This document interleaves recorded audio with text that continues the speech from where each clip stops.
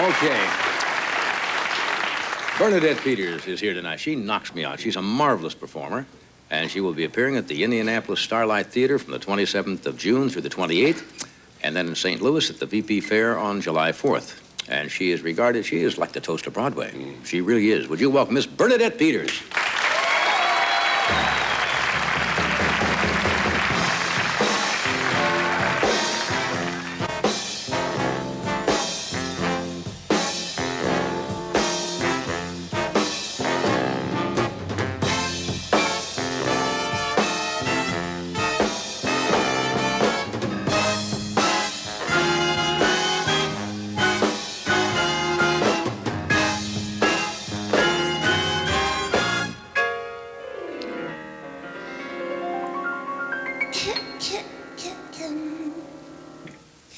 I'm just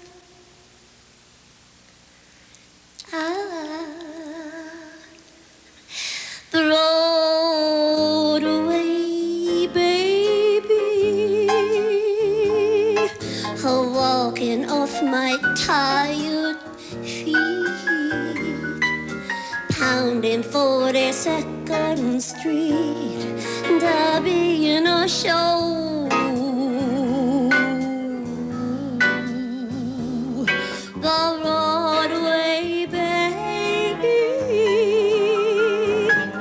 learning how to sing and dance, waiting for my one big chance to be in a show.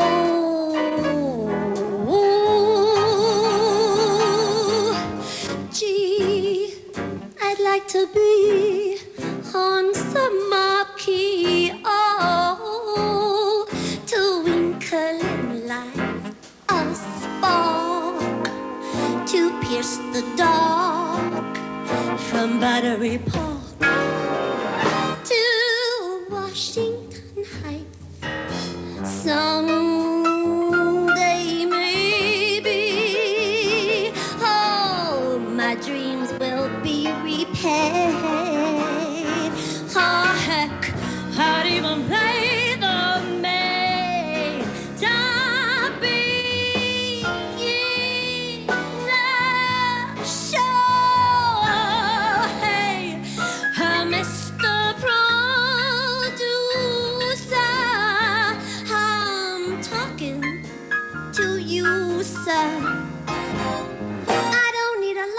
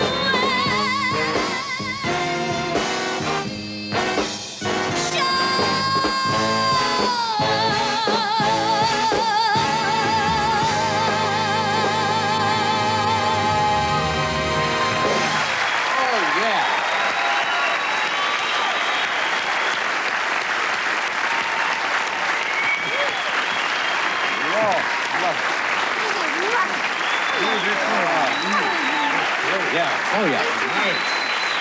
Nice. Didn't I meet you in a speakeasy in the 1920s in New York somewhere? Probably. That was me, I'm sure. Do you ever get that comparison? People say you have that insouciance of something like, you know, the 1920s. I know, it's true. Actually, but if you look, I have kind of the 20s, the 30s, the 40s, and the 50s, and I'm trying to catch up. Yeah. That's what I'm doing now. Oh, you're marvelous to watch. Thank you. It's great to see you. You enjoy performing, don't you? I really do. And, But you've been doing it since you were... I've been doing it since I was 3.5 years old. And I didn't even, my mother told me this, I didn't believe it, but I saw myself on a show, NBC, I think the 50 Years of NBC. Yeah. And they introduced me, and they gave my age. And I remember doing the show, and I would have sworn I was 8 years old. Was it like one of the Colgate or the All-Star It reviews was or one of those? Juvenile Jury. Do you remember that show? Sure. Oh, yeah. And you had to have a problem when you came out. What kind of a problem can you have at 3? Well, I remember thinking, that's why I thought I was 8 at least. I remember thinking, my problem's not good enough. And I remember this when I was 3 and a half. Weird. My problem was I didn't like getting needles when I went to the doctor. And so the kids had to tell me what to do, and I don't even remember what happened after that, but But you know, were like 3 and a half when you did that show? 3 and a half. Did somebody still have the old kinescope of it, or Yeah. did they replayed it? Yeah. Is it hard to relate? I know when I see early tapes of myself, even doing shows I did years ago, I can be completely like it's somebody else.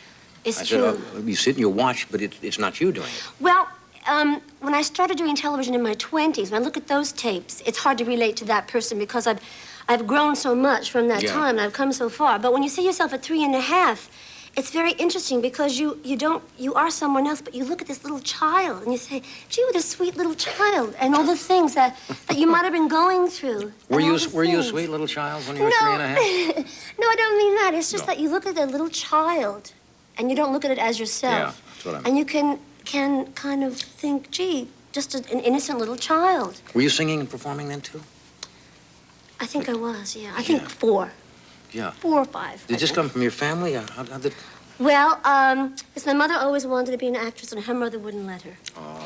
And my sister was an actress. Now she's a casting agent. So she's older than I am, and she went, I'm sorry I'm telling that you're older than I am, but she doesn't look it, so it's okay. So she went to High School of Performing Arts, and she would come home and teach me the steps that she learned, and so my mother took me and put me in the business. And things on Broadway the past couple of years have just been great for you, haven't they? It really has, and I really have learned a lot about myself. Yeah. About performing, because when you're up there juggling emotions Yeah. all night long, you learn. Do you learn about yourself when you Sure, do comedy? because the audience is different every night. So you kind of have to play back and forth, Yeah. depending on the mood of the audience. Yeah, and because you don't want it to be stale, you use different things every night, and so you're grabbing things out of your past, and you're going, "Oh my God, do I feel that way about this? And how do Yeah. I feel about it now?" And Yeah. it's very interesting. You learn This is a none lot. of my business, but Well, I then find- don't ask me. Well, I'm going to. Somebody has to do this rotten job. I find you very attractive. How have you managed to escape marriage? It's none of your business. I think that I just was not ready. I don't Yeah. think I was ready. I think there was so much for me to. We're never ready. No, you should talk. Yeah, right? that's what I'm saying, yes. You're getting married again. Can I ask you something personal? This really is interesting to me, and maybe to you all. Well, it probably is personal, Why but... Why are you getting married again? I should let you answer. Well, I'm but I have- engaged. Yeah, that usually leads to marriage. Sometimes it does, yes. Oh. You want to know why? Do you like being married? Do you love the girl so much? And Well, I've been training for this a long time. You know, and you got to get it right sooner or later. You know, I'm persistent, you know. I think it's kind of Keep nice. trying, sure. I'm old-fashioned in a way. You must be. Yeah. Yes. You like being married? I mean, you like the whole. Yeah. And I think men generally would like to be both, Yeah, I think so. you know, Yeah. single and married. If you could just work that around so it works at the right time, it'd be dynamite. But unfortunately, people don't look favorably on that. I don't know what I'm talking about. But we'll do this and we'll be right back.